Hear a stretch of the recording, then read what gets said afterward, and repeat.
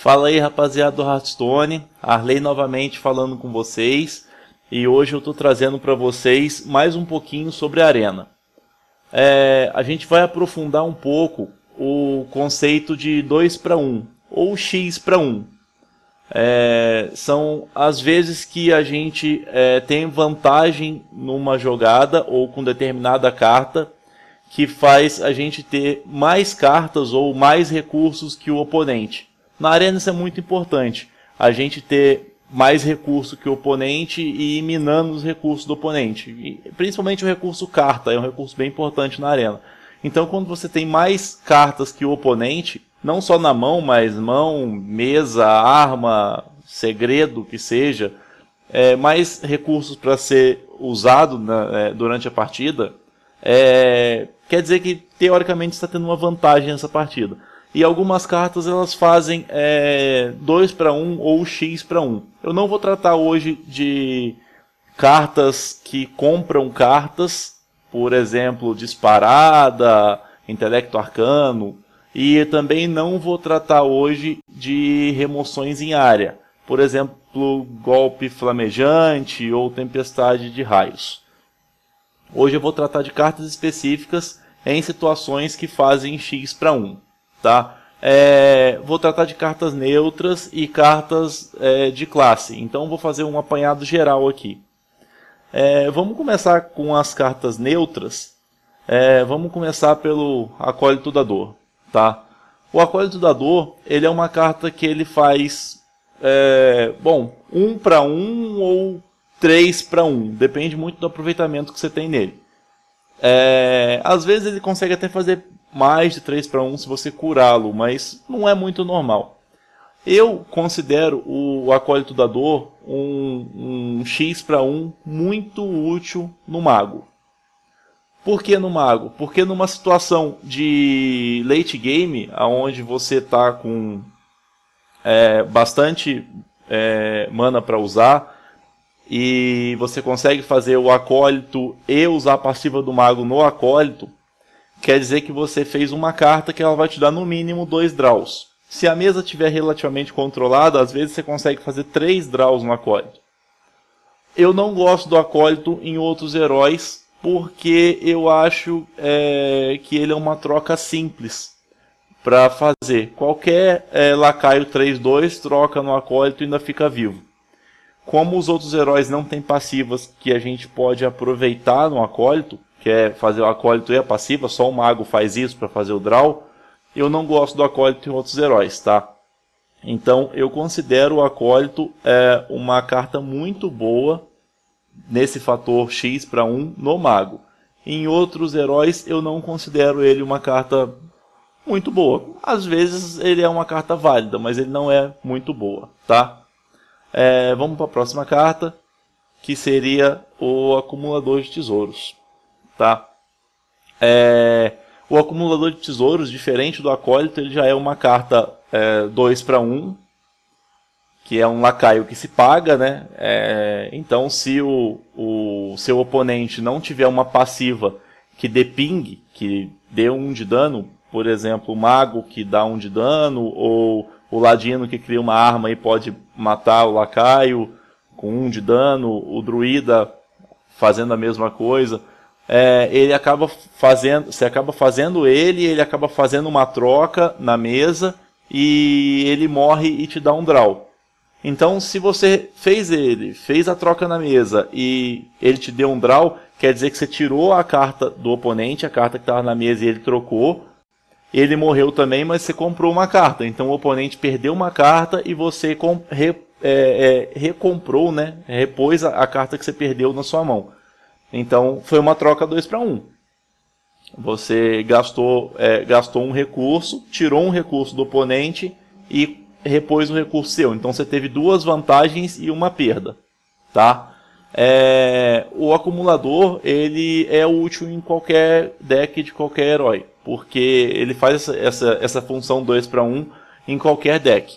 Tá? A gente pode passar para o próximo exemplo, que seria o Cavaleiro do Punho de Prata, que No caso dele, ele é 2 para 1 porque ele cria um lacaio. Ele é um lacaio de 5 de custo, ele é 4/4 e ele cria um lacaio 2/2. Por que eu considero ele 2 para 1? Porque como eu crio 2 corpos na mesa, e nenhum dos 2 corpos podem morrer para passivas, quer dizer que eu tenho 2 corpos que o oponente vai ter que gastar 2 recursos para matar esses 2 corpos, para resolver esses 2 corpos. Tá?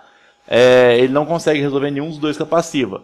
Por isso que os outros exemplos, alguns outros exemplos que criam lacaios, mas criam lacaios 2/1, 1/1 e tal, eu não considero um 2 para 1, porque a grande maioria das vezes que você fizer isso, o oponente vai só pingar ou dar uma cabeçada no 1/1 ou no 2/1 e resolver o problema. Mas já um lacaio 2/2 ele não tem como resolver no ping, ele precisa gastar um recurso ali. Então você acaba fazendo 2 para 1, né, nessa troca.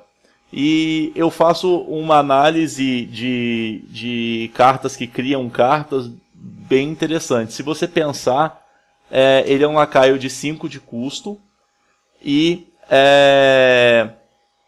apesar dele ser de 5 de custo, ele cria um lacaio 2/2 e ele é 4/4.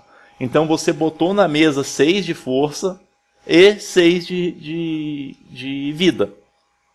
Separado, mas é como se você tivesse colocado um lacaio 6/6 na mesa por 5 de custo. Então o custo-benefício dele é bem legal, tá? Vamos passar para a próxima carta neutra, que seria o Cientista Louco. O Cientista Louco, obviamente, ele é uma carta 2 para 1 nos decks de Caçador, de Paladino e de Mago, que são as classes que tem segredo. Nas outras classes ele nada mais é que um lacaio 2 manas 2/2, tá? Mas nessas 3 classes ele é muito forte, porque além dele ser o conceito de 2 para 1 igual é o acumulador que eu falei para vocês, ele é 2/2, então ele não morre no ping, então nem as classes que tem, nem o mago, o druida e o ladino que tem o ping conseguem resolvê-lo. E ele não simplesmente te dá um draw, ele pega um segredo do seu deck e bota esse segredo em jogo. Então ele é melhor, porque ele não te dá só o draw, ele é como se ele te desse o draw e pagasse aquela carta para você jogar. Então o custo do segredo também é abatido. Então ele faz um 2 para 1 nesse sentido, ele faz uma troca na mesa e te faz aspas, né, te faz um draw pagando o custo daquele draw. Tá? Então ele é muito forte nesse conceito. Vamos passar para a próxima carta neutra, que seria o Comandante Argêntio. Por que ele é 2 para 1, gente? Ele é 6 de custo e ele é 4/2. Ele não tem um corpo nem próximo de ser um corpo bom para uma carta de 6 de custo. Só que ele tem escudo divino e investida. Isso quer dizer que você, por 6 de custo, faz uma carta 4/2 que entra atacando, faz uma troca na mesa do oponente, não morre porque só vai perder o escudo divino, e vai ficar um corpo 4/2 na mesa ainda que o oponente vai ter que gastar um outro recurso para remover. Tá? Então você pagou uma carta, essa carta removeu uma carta do oponente e ficou na mesa ainda para o oponente gastar outro recurso resolvendo essa carta, porque como ele é 4/2 ele não morre para passiva. Se ele fosse 4/1 ele já seria relativamente ruim, porque as classes que tem passiva resolveriam, mas 4/2 não resolve, então tem que gastar um outro recurso. Por esse motivo, o Comandante Argêntio ele é bem interessante nesse sistema de trocas 4/2, de cartas que se pagam ou que você acaba tendo vantagem. Tá? O próximo exemplo seria o Drácula Azul. O Drácula Azul é uma carta que tem muito valor na arena, tá? Inclusive, acho que no ranqueado, alguns decks de rankings mais altos, assim, que acaba não tendo tanta carta e tal, se quiser usar, é uma carta que tem muito valor, assim. Poucos decks que que estão completos e tal utilizam. Alguns até utilizam, mas não são todos. Mas se você não tem tanta carta e tal, quer usar no ranqueado, pode usar que em qualquer deck que ele é uma carta que vai ter muito valor, tá? Mas na Arena ele tem um valor fantástico, porque ele é um lacaio de 5 de custo, 4/4, então ele tem um corpo considerável, ele não tem um corpo fantástico para ser 5 de custo, só que ele tem um corpo considerável, e você tem que lembrar que ele se paga. A hora que você botou ele em jogo, você repôs a carta. Então quer dizer que você botou um corpo na mesa 4/4, sem gastar nenhuma carta da sua mão, que o oponente vai ter que gastar recursos para resolver. Então você tem a vantagem do corpo sem gastar nada e o oponente gasta um recurso. Então você tirou um recurso do oponente, não perdeu nenhum recurso e tem um corpo na mesa. Então esse é o fator 2/1 do Draco. Tá? É uma carta fantástica na Arena que se vier 8, você pica os 8 que vai ser sucesso. Então vamos para a próxima. Que seria a Inventora Gnômica, que tem o mesmo conceito do Draco. Ela é uma carta de 4 de custo, ela é 2/4, ela tem um corpo pior que o do Draco, mas ela se paga também. Quer dizer que no quarto turno, você fez uma carta que tem 2 de ataque e 4 de vida, sem gastar nenhuma carta da mão, que o oponente vai ter que gastar algum recurso para resolver. O quarto turno, como é o começo do mid-game, ainda vai ter lacaios de early game na mesa. Os lacaios clássicos de early game são 3/2 na Arena. Então quer dizer que a Inventora consegue fazer uma troca num lacaio desse e ainda permanecer viva. Na pior das hipóteses, para o oponente gastar 2 manas da passiva dele para matar a Inventora. Então, na pior das hipóteses, você consegue fazer uma carta 2/4 sem gastar nenhum recurso, porque ela se pagou, você comprou uma carta. Tirar um recurso de early game do oponente e 2 manas do próximo turno. É bem forte, tá? É uma carta também que você pega praticamente quantas vier. Óbvio que eu brinquei do 8 do Draco, né, gente? Você não vai picar 8 Dracos, também não vai vir 8 Dracos pra você picar. Mas, principalmente porque ele é raro. Mas são cartas, essas cartas que se pagam, você pode ter um número relativamente alto delas, porque vai fazer seu deck ciclar, vai fazer as cartas importantes virem mais rápido, e isso vai queimando o recurso do oponente, porque você não está gastando nada e o oponente está gastando recurso para resolver. Vamos dar uma olhada na próxima carta neutra, que seria o Kodo. Kodo em disparada, 5 de custo, 3/5. Também é uma carta que não tem um valor em corpo tão grande pelo custo que ela tem. Mas qual é a vantagem dela? Quando ela entra em jogo, grito de guerra, a gente tem que lembrar que grito de guerra não pode ser counterado, gente. Não tem nada que pare um grito de guerra, então vai resolver. Vai destruir um lacaio inimigo aleatório com ataque 2 ou menor. Tá? Isso quer dizer que você, quando ele entra, você pode destruir, por exemplo, um Totem de Labareda do Xamã, que é uma carta muito forte, uma carta, dependendo da situação, ruim de resolver e tal, você destrói de graça um Totem de Labareda. Ou,